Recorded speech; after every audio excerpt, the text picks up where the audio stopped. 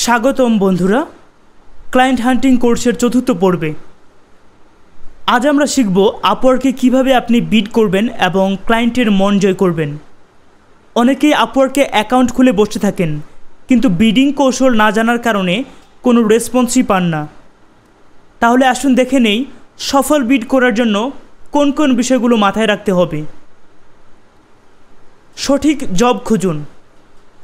প্রতিদিন কয়েকবার log in করুন এবং নতুন পোস্ট হওয়া জবগুলোর উপর নজর রাখুন।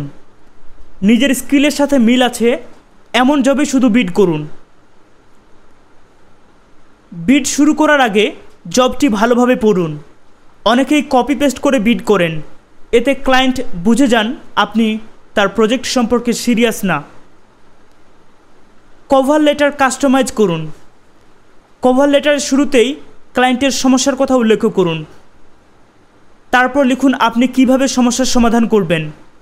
শেষে একটি অ্যাকশন বেসড লাইন দিন, যেমন let's connect to discuss further. Proposal ছোট রাখুন কিন্তু ইনফরমেটিভ রাখুন। বেশি কথা নয়, মাত্র 5 থেকে 7টি লাইনে স্পষ্ট করে বুঝিয়ে দিন আপনি কেন বেস্ট ক্যান্ডিডেট। রেলিভেন্ট স্যাম্পল তৈরি করুন।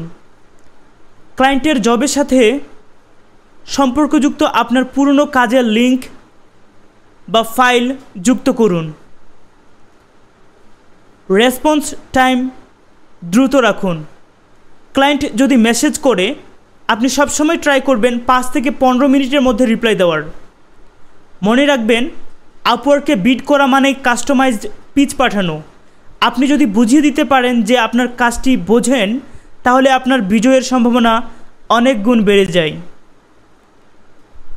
দেখা হবে পরবর্তী পর্বে, যেখানে আমরা শিখব ফেসবুক ও লিঙ্কডইনে কীভাবে ক্লায়েন্ট খুঁজব।